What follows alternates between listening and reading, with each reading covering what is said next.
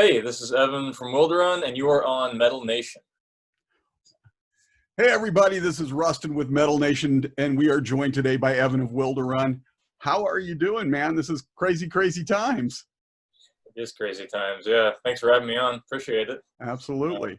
Yeah, I'm doing well. I mean, everything considered, I think I'm doing all right. I think pretty much all musicians right now are sort of in the same boat. So, Yeah. it's rough, but I don't think I can personally complain because, like I said, all musicians are going through the same thing. So we're just kind of all in this together, you know? Yeah, and I think you work from home anyway, so it hasn't been too terribly different for you in some respects. That is true. Yeah, exactly. On my personal side of things, I was already in a position where this is okay for me. So I'm Gotcha. lucky in that regard for sure. So it's kind of the norm. All right, so first off, congratulations are in order. Your brilliant new record, Veil of Imagination, which was one of 2019's best releases, got picked up by Century Media. I think it was supposed to have come out last week, but I think it's slated for release on August 7th now. That has to feel pretty amazing.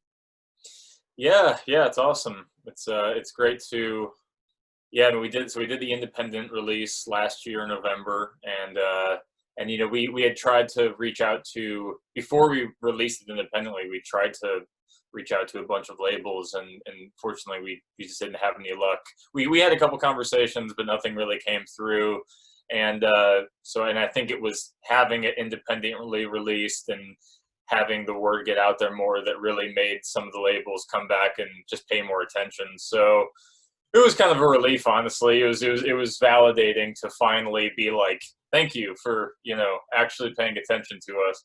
And so that was nice, and it feels nice to finally be in that world. Well, and as I said, it's fantastic record. I feel it's like it's more an important release this year than last because the album had such a surreal sensibility to it for me.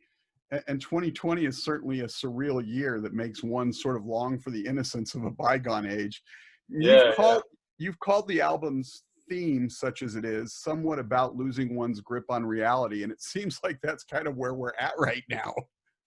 Yeah, that's a good point. Yeah. I mean, the album is definitely very it's very introspective. It's not necessarily an album like I've never really tackled more broad societal themes or anything like that with my music. It's always been very introspective, very personal, just because that's kind of how I know how to write. But I could see. I mean, strange times like this can certainly make people's own subjective experiences be a bit stranger and more obscured. So yeah, I could see that. I know what you mean. I'm a traditional metal guy. I enjoy some symphonic and progressive metal stuff, but I've never been a fan of extreme metal genres. Yet when I heard Veil of Imagination last year, it really spoke to me.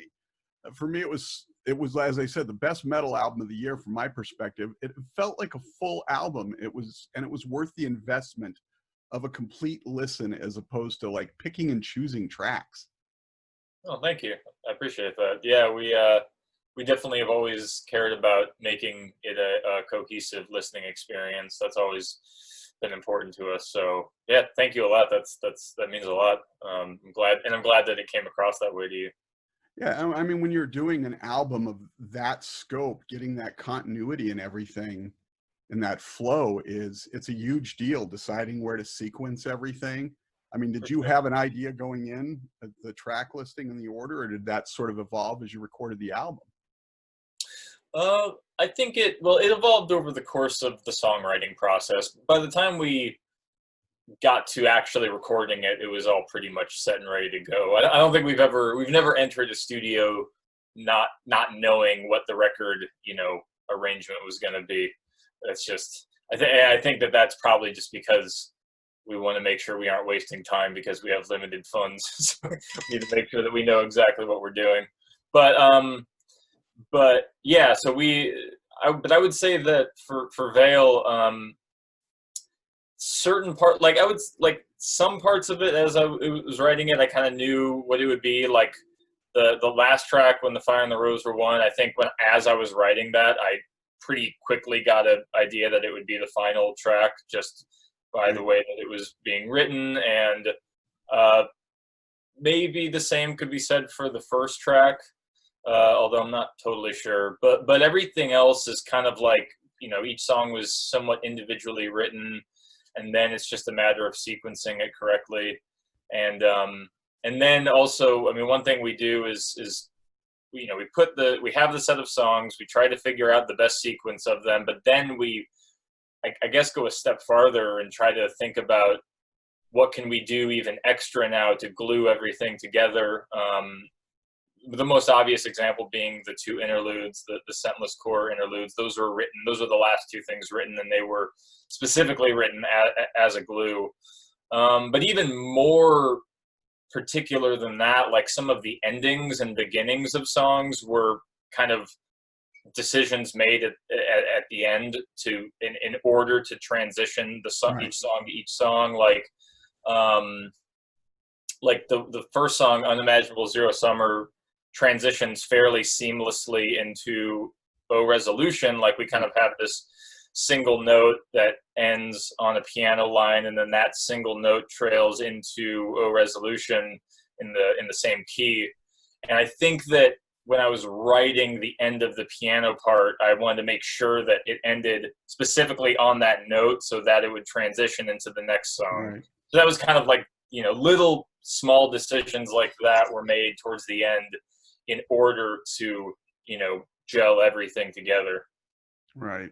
And like I said, it came out so smoothly. It just flows perfectly. So compared to your previous record, Sleep at the Edge of the Earth, Veil feels like it moved a bit away from your folk metal leanings, or maybe it's better to say you broadened the scope of your prior sound. Would that be right? Yeah, I think that's probably the way I'd describe it. I've said this before, but like we definitely, when we started the band, we definitely were a folk metal band, and that was kind of the goal.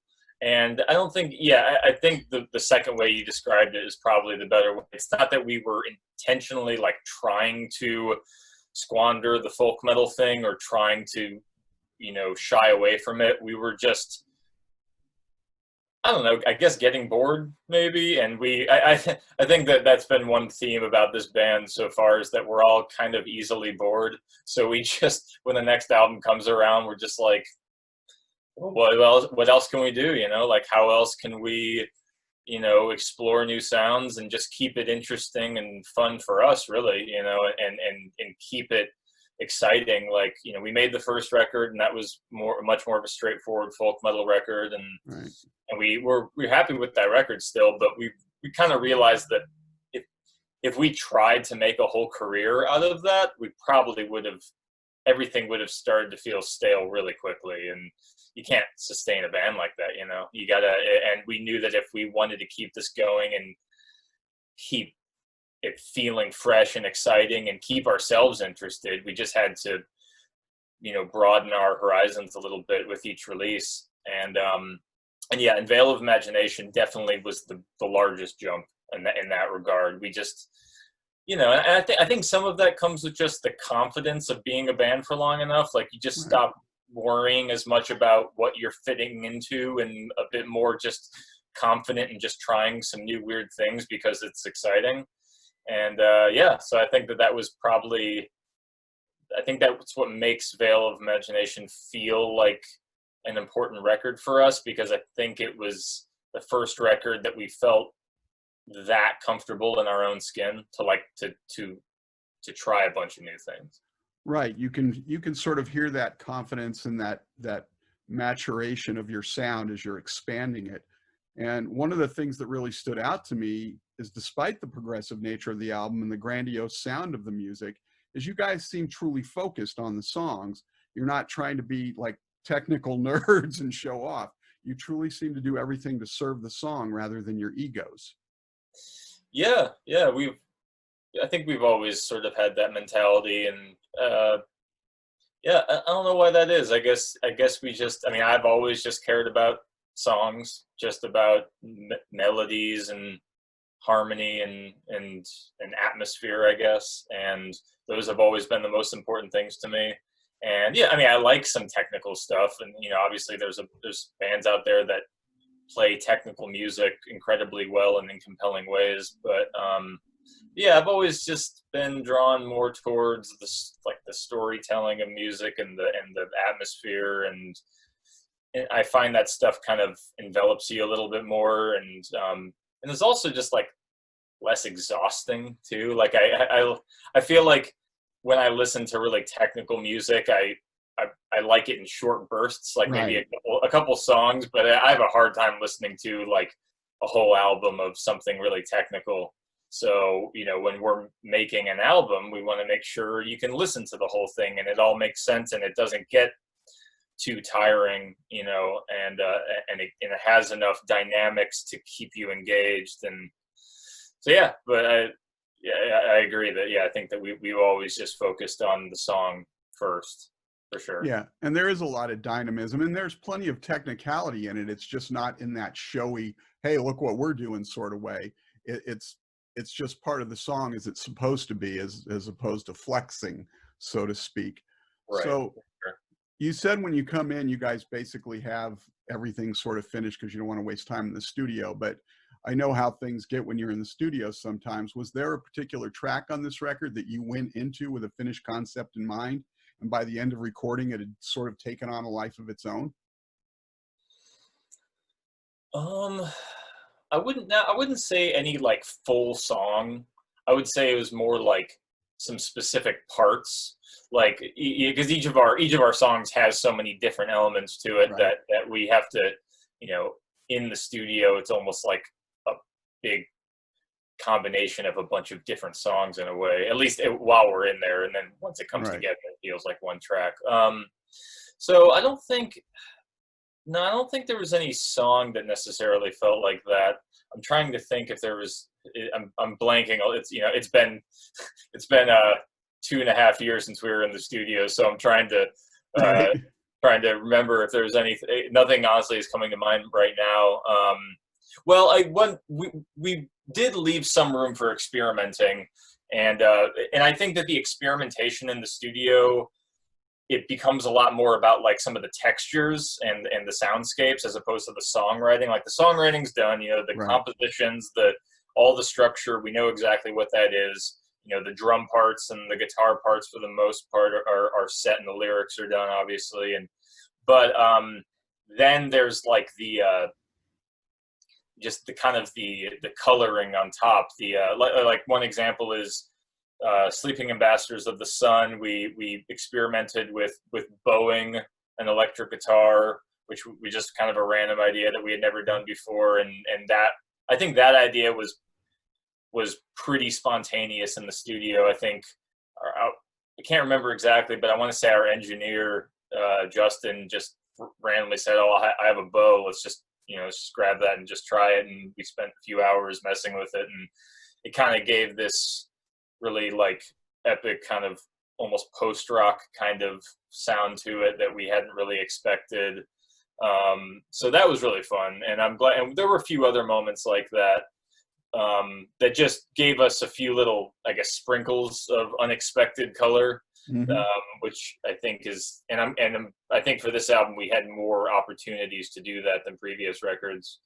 But yeah, no like full songs were like that, just like moments scattered across the record. So sort of the converse of that, because I've seen this so many times in the studio. You come in with a song that you think you've got, this is exactly what we're going to do. These are things are going to go here and there. And then it doesn't quite come out the way you wanted it to. And you literally spend an inordinate amount of time trying to wrestle it to get it to where you want it. Did you have a track like that that was kind of an unruly child you had to get into place? I feel like for us, we have such a weird process as a band because we do so much prep work. We like have the album is almost completely orchestrated before we even go into the studio, and we have the demos done, and then once we're out of the studio, we kind of edit and just tweak things. So I'm trying to. like I feel like a lot of that frustration and a lot of that, because I know what you mean. I totally understand like that feeling, and I know we've been there.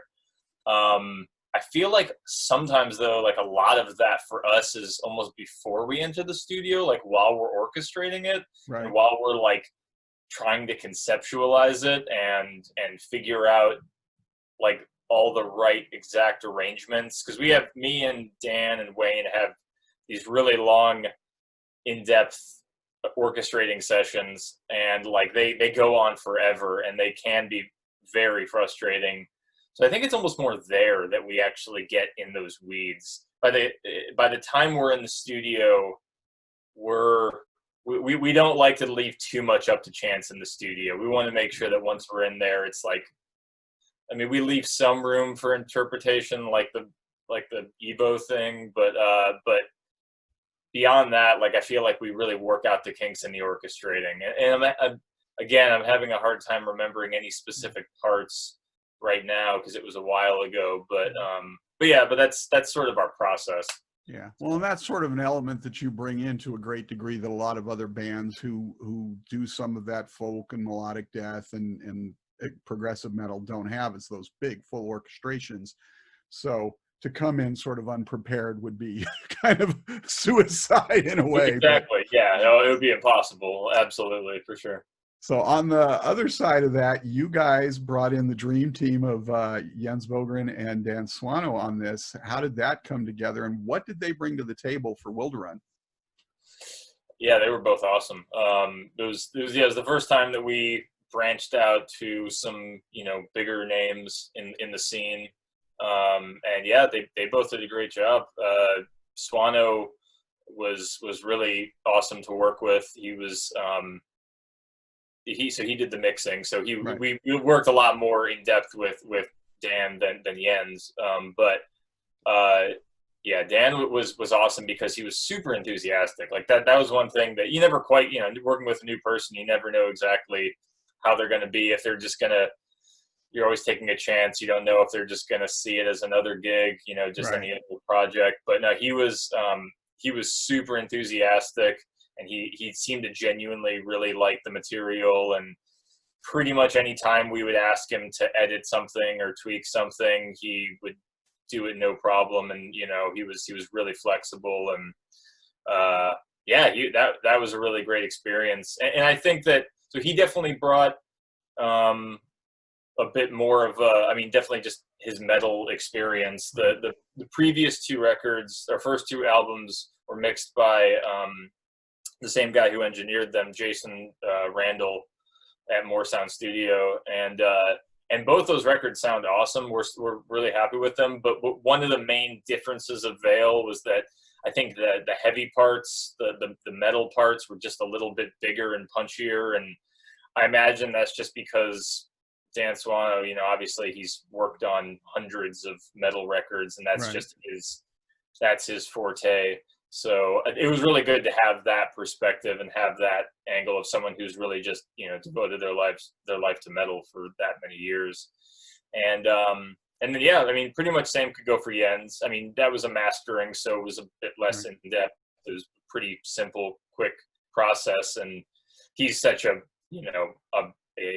experienced dude in that regard that it was pretty seamless. I think he sent us one master, and then we had like one kind of general note critique on it, and he changed that, and then it was done. It was pretty much a really quick turnaround for the master. So that was he's the master of the mastering. Exactly. Yeah. Yeah, and I think Dan, because of his background with all the things he's done, your sound seems like it would be right in his wheelhouse anyway, something that he could truly appreciate. And I'm sure some of the albums that you guys have been influenced by in one way or another are albums that he's worked on or done himself. So, it seemed like a natural fit to me. But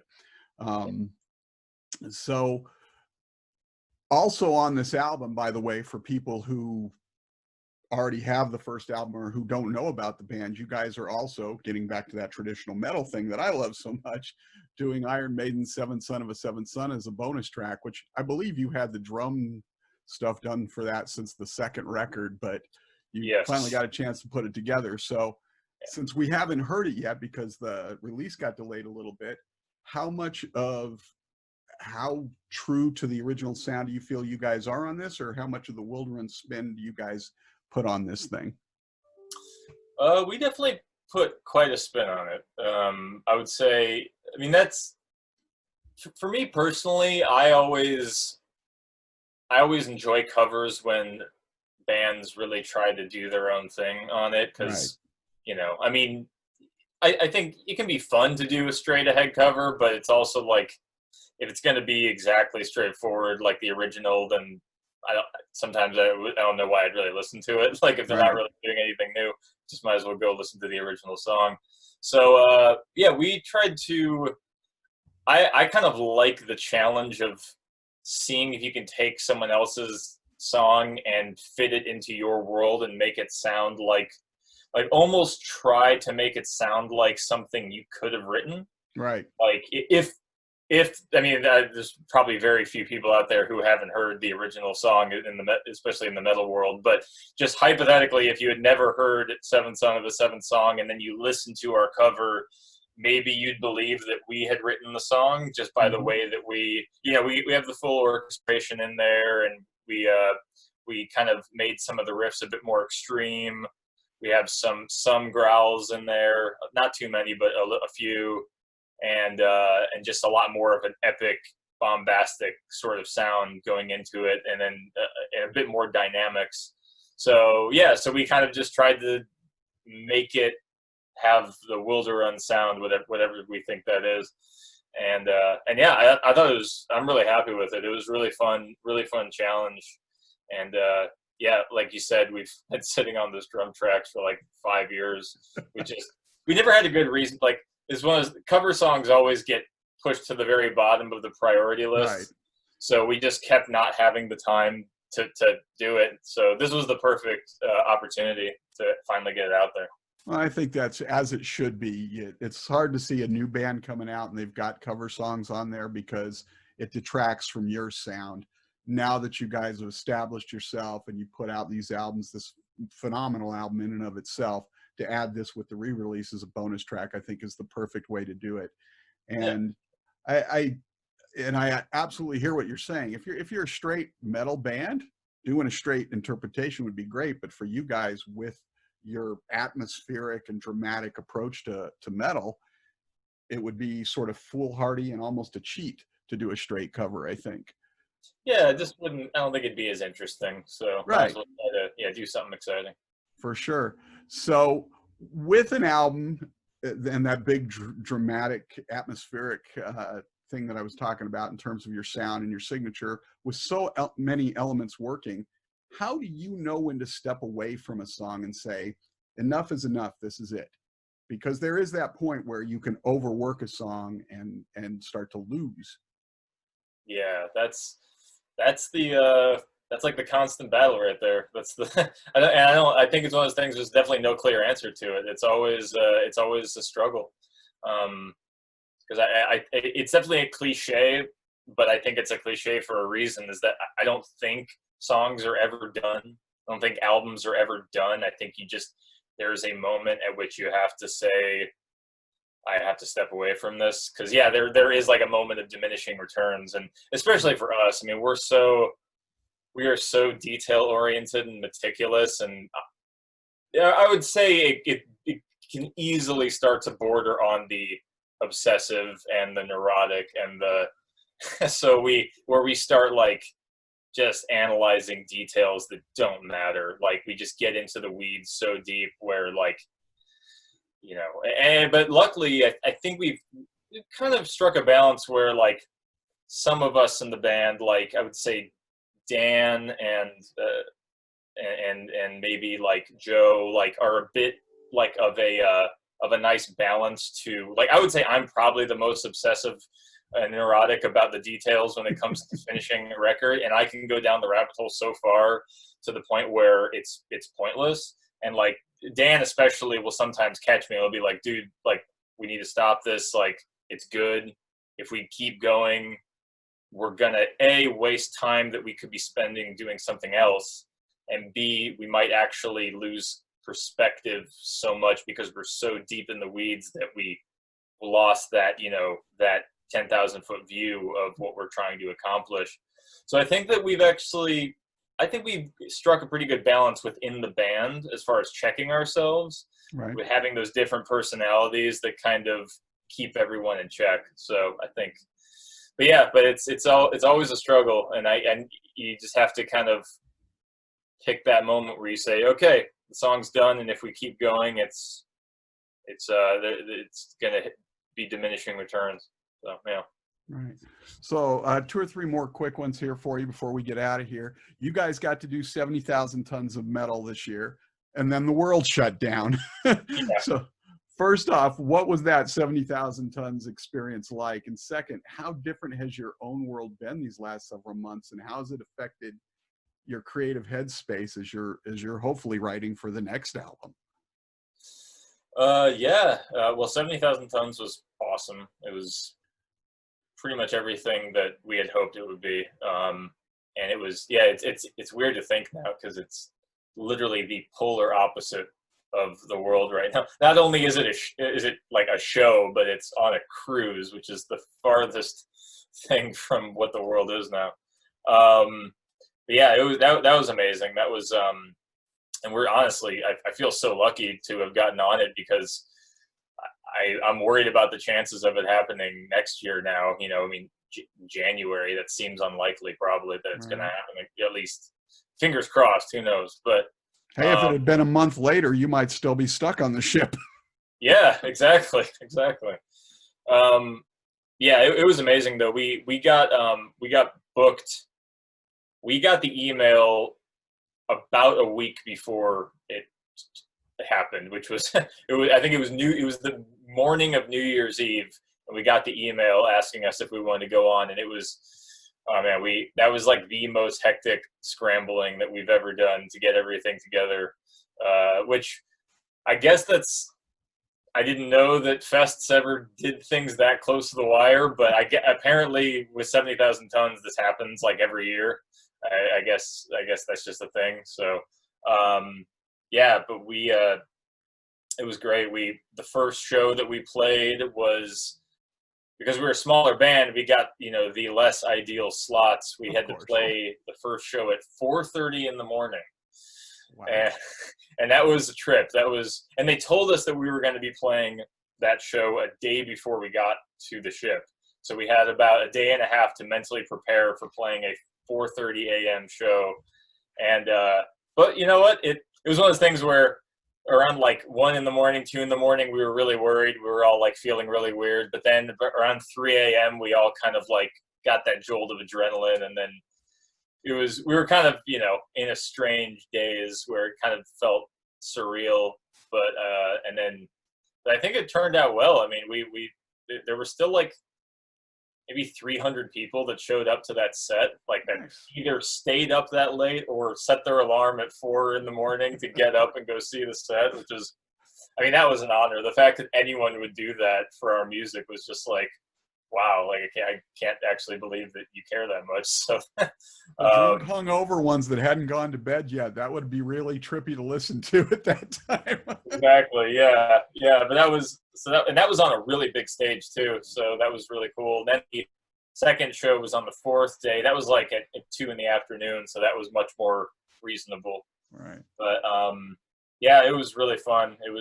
It definitely means that I hope everyone who likes metal can experience that once in their life, because it's just kind of like the haven, and it's really cool how, you know, there's only 3,000 people on the boat in total, so it quickly becomes like a tight-knit community, like that if you meet someone, like then you'll probably see them in the next few hours again, and easy to make new friends and to like talk with a bunch of bands, because everyone's just kind of wandering around, and you can meet other bands really easily. So yeah, that was a really great experience. But to answer your second question, yeah, I mean, it's been weird. It's been, I mean, it was kind of, I would say the first month or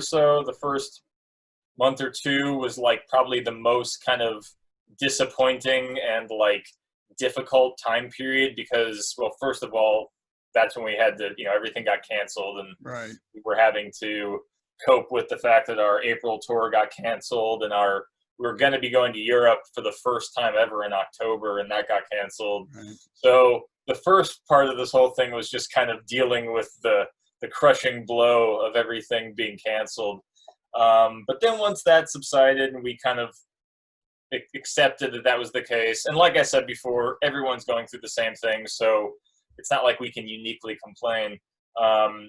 We just had to, figure out what the best use of our time was, and that's been mostly working on new material. We've been really deep into a bunch of new material and just trying to be productive, because the best thing we can do is look to next year, just try to optimize 2021 as prepare for it as best we can, which is probably going to mean, I don't know if we're going to get a new album out next year, but if we could, that would be amazing. We're just going to keep working as hard as we can to try to either make that happen or just, maybe get on some good shows or tours for next year, and just do as much prep work as possible. So I think it's just that period where the best thing you can do is just kind of put your head down and work, and just that's what we've been doing. Yeah, you sort of had talked in the past about some of the themes a little bit on this album were about sort of those inner turmoil things that you brought out, and it's always been more intrinsic to you. But with all the stuff that's going on right now, the nature of where we're at with humanity in the world, has that played into your creative headspace for writing in terms of what you're coming up with lyrically and emotively in the music? And I don't know. I think it might be too early to tell. I haven't personally written any. I haven't written any lyrics yet.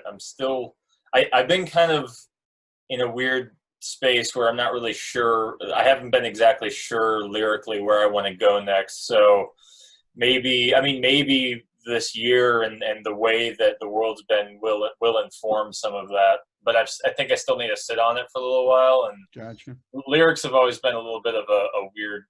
I never was a lyricist or a writer of any sort before this band started. So I've kind of had to just learn as I go. So lyrics always take me a little bit more time. They're definitely one of the later. So we'll see. I don't know. This has been a really weird year, so I could definitely see some of that seeping in.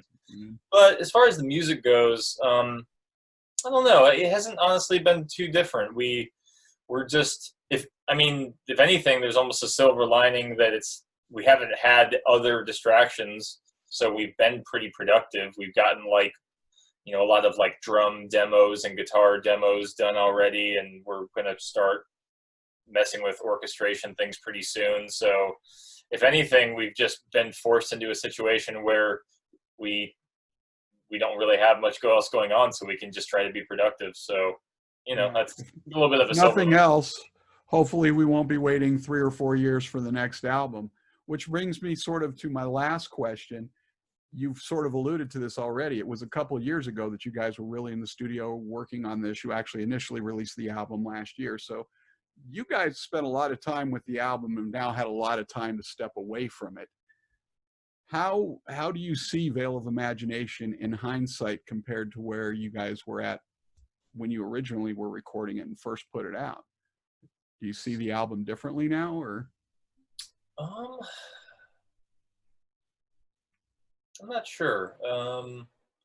I think, it's one of those things where I've heard it just so many times now that it's almost become, I've almost become numb to it at a certain point, where you hear the same thing so many times that you just, it almost becomes a big blur in your head. But I think it has informed, like the way that I think it's informed a bit of how we want to progress from now on.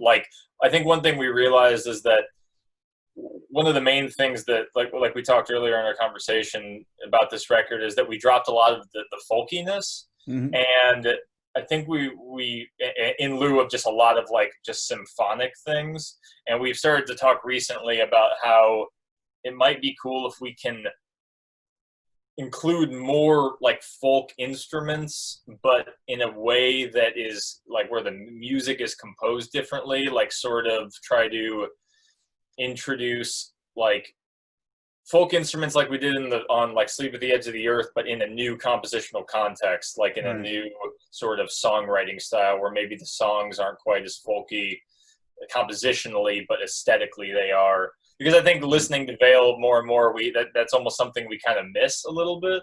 Like we miss a little bit of that, and we don't want to just become only a symphonic metal band. We want to keep, keep changing it up and keep our sonic palette as wide as we can. So I think, if anything, we've sat on Veil for this long, and we're proud of it, and we're happy with it. But we want to make sure that whatever we do next doesn't repeat it. We want to just see what else we can do and what other avenues we can go down. Right. Well, and you sort of learn and grow with every album. Like one of the things that I sort of noticed in listening to Veil versus Sleep was you had all these symphonic orchestral elements, but it almost seems on like this album, you streamlined it a little bit more, whereas it was maybe even a touch overdone on the last album. There was so much going on. It was almost some chaos, where on this one, it's like there was a clearer picture of what you wanted to do with it. Yeah, for sure. I mean, a lot of that too is just coming down to learning how to do this better. Right. Like I think that, yeah, we've had that discussion internally too about one of the problems with Sleep at the Edge of the Earth was that I think we tried to cram too many things in there, at least at certain points.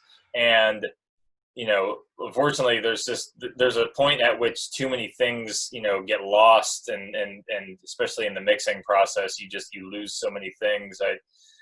So we've been learning more and more with time how to like decide when, okay, this part could use that much detail, but this part, like if you try to add in all these extra things, it's just going to get lost in the mix. Right. It's just going to muddy everything up. So, simple isn't always, worse. And I'm definitely guilty of wanting to add in everything and then, just thinking if I add in more, it'll be better. But then you have to learn over time that that's not always the case, that sometimes the most stripped down, simple thing is the most effective. And so we might, I think that there's a good chance that as we move forward, that'll become even more of the case.